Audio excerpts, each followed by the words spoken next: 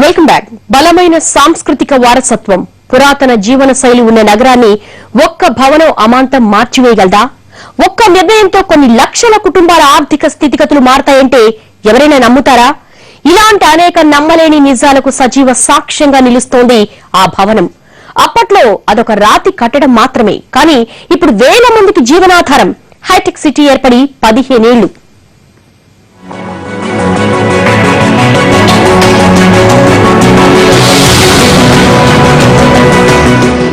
ఈ బిల్డింగ్ కడితే ఏమొస్తుంది, మామూళ్ల కోసం కడుతున్నారంటూ ప్రత్యర్థులు ఎన్ని రకాల ఆరోపణలు చేసినా హైటెక్ సిటీ నిర్మాణంలో ఏమాత్రం వెనుకడుగు వేయలేదు అప్పటి ముఖ్యమంత్రి చంద్రబాబు నాయుడు.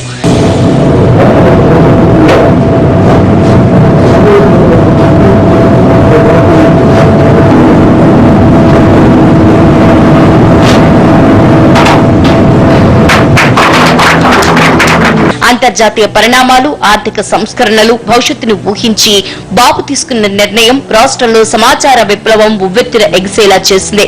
15 ఏళ్ల క్రితం నాటి ప్రధాని వాజ్పేయితో హైటెక్ సిటీని ప్రారంభిస్తూ చంద్రబాబు చేస్తున్న ప్రసంగం భాగ్యనగరం భవిష్యత్తుకు బాటలు వేసింది. 15 సంవత్సరాల కంటే ముందు ఇదే రోజున నేను వాజ్పేయి గారు కలిసి, ఆ రోజు ప్రధానమంత్రిగా ఉన్న వాజ్పేయి గారు, అదే మరి నేను ఇద్దరం కలిసి ఇక్కడికి వచ్చి ఈ హైటెక్ సిటీ ఇనాగరేట్ చేశాం, ప్రారంభం చేశాం. 15 సంవత్సరాలు అయిపోయింది. అంత మునుపు మీరు చూస్తే ఈరోజు కొన్ని వందల మంది ఇక్కడ యూత్ ఉన్నారు. వీళ్ళందరూ గ్రామీణ ప్రాంతాల నుంచి వచ్చిన యువత. మొత్తం వీళ్ళందరూ కూడా గ్రామీణ ప్రాంతాల నుంచి వచ్చారు ఇప్పుడు. అయితే ఆ రోజు నేను ఆలోచించండి, గ్రామీణ ప్రాంతాల్లో ఉండే పేద ప్రజలు, రైతుల పిల్లలు మంచి ఉద్యోగాలు రావాలి, అదే మాదిరిగా వాళ్ళ జీవితాలు బాగుపడాలని ఆలోచించి అనేక విధాలుగా నేను ప్రయత్నాలు చేశాను. ఈరోజు సైబరాబాద్ సిటీ వచ్చిందంటే కొన్ని లక్షల మంది పనిచేస్తున్నారు. అప్పటి వరకు హైదరాబాద్ అంటే కేవలం రాష్ట్ర రాజధాని మాత్రమే. సైబర్ టవర్స్ నిర్మించిన తర్వాత భాగ్యనగరం కీర్తి అంతర్జాతీయ స్థాయికి విస్తరించింది. ఐటీ ఆధారిత పరిశ్రమలు హైదరాబాద్ కు క్యూకట్టాయి. దీంతో హైదరాబాద్ పరిధి మరింత విస్తరించింది. నగరం కొత్త రూపు సంతరించుకుంది. దీంతో real estate, pharma, tourism, hotels, ఇతర వ్యాపారాల్లో అవకాశాలు గణనీయంగా పెరిగాయి. హైదరాబాద్ కు హైటెక్ సిటీ అనే పేరు తేవడంతో పాటు ఆర్థికంగా బలమైన పునాదులు వేసింది సైబర్ టవర్స్.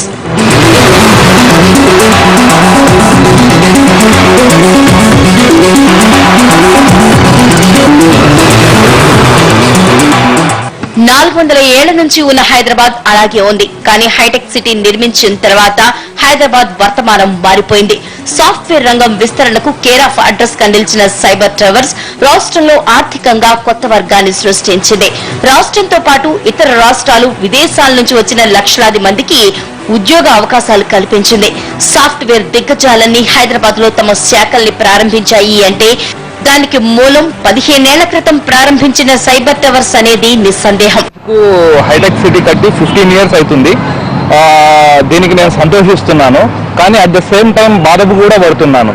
ముందు 1998లో శంకుస్థాపన చేసి చంద్రబాబు నాయుడు గారు చేసిన అభివృద్ధి, దీనివల్ల చాలా కంపెనీస్ వచ్చాయండి. కానీ ఈ రోజు వాస్తవం చూస్తుంటే ఇక్కడ నుంచి కంపెనీలు వేరే రాష్ట్రానికి మరలిపోతున్నాయి అన్నమాట. ఇది వచ్చి వన్ ఆఫ్ ద ఫ్యాక్టర్ వచ్చి కరప్షన్, ఇంకొకటి వచ్చి పొలిటికల్ అన్సర్టెనిటీ అండి. Hyderabad information technology and engineering consultancy సిటీనే షార్ట్ గా హైటెక్ సిటీగా నామకరణం చేశారు. ఈ భవనాన్ని L&T నిర్మించడంతో L&T ఇన్ఫో సిటీ అని పిలిచారు. సైబర్ టవర్స్ నిర్మాణంతో మాదాపూర్ పరిసరాలు ఊహించిన రీతిలో మారిపోయాయి.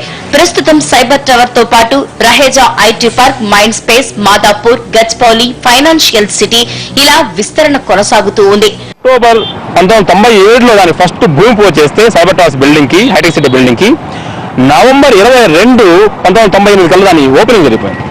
అంటే అది 14 నెలల్లో అంత పెద్ద భారీ బిల్డింగ్ ఇవాటి సాధ్యపట్ల ఫ్లైఓవర్ కట్టాలంటే 5 సంవత్సరాలు చేస్తున్నారు. అంత పెద్ద భారీ బిల్డింగ్ 14 నెలల్లో పూర్తి చేశారు.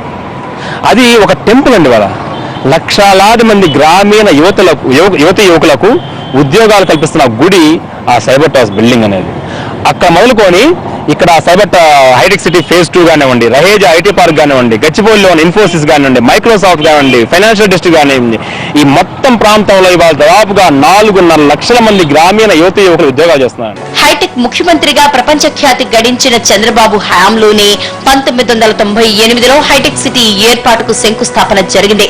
రికార్డు స్థాయిలో 14 నెలల్లోనే దీని నిర్మాణం పూర్తయిందంటే చంద్రబాబు దీనిపై ప్రత్యేక శ్రద్ధ చూపడం వల్లనే. అప్పట్లో 54 రిజిస్టర్డ్ కంపెనీలతో ప్రారంభమైన హైటెక్ సిటీ ఇంతింతే అన్నట్లు ఎదిగింది. బిల్ గేట్స్, బిల్ క్లింటన్ వంటి దిగ్గజాల్ని సైతం భాగ్యనగరానికి ప్రత్యేక అతిథులుగా పిలుచుకువచ్చింది హైటెక్ సిటీనే. ఉద్యమాలు, రాజకీయ అనిశ్చితి వంటి కారణంగా కంపెనీలు పక్క రాష్ట్రాల బాట పడుతున్న తరుణంలో హైదరాబాద్ ను ITIR గా గుర్తించిందంటే దానికి హైటెక్ సిటీ అనే బలమైన పునాది ఉండటం అనేది నిస్సందేహం. హైదరాబాద్ అనగానే ముందుగా గుర్తొచ్చే ప్రాంతాల్లో హైటెక్ సిటీ ఒకటి. మన దేశమే కాదు ఇతర దేశాల వారికి కూడా సాఫ్ట్వేర్ రంగంలో ఉద్యోగ అవకాశాలు కల్పిస్తూ సాఫ్ట్వేర్ అడ్డాగా మారింది హైటెక్ సిటీ. ఇది ఎస్టాబ్లిష్ అయ్యి ఇవాళతో 15 ఏళ్లు దిగ్విజయంగా పూర్తి చేసుకుంది. దేశవ్యాప్తంగా 12% ఎక్స్పోర్ట్స్తో ప్రపంచ అగ్రదేశాల సరసన నిలిచింది. హైదరాబాద్కు ఎంతో ప్రఖ్యాతలు మూటగట్టింది హైటెక్ సిటీ. కెమెరామెన్ శ్రీనివాస్తో రవికుమార్, NTV, హైదరాబాద్.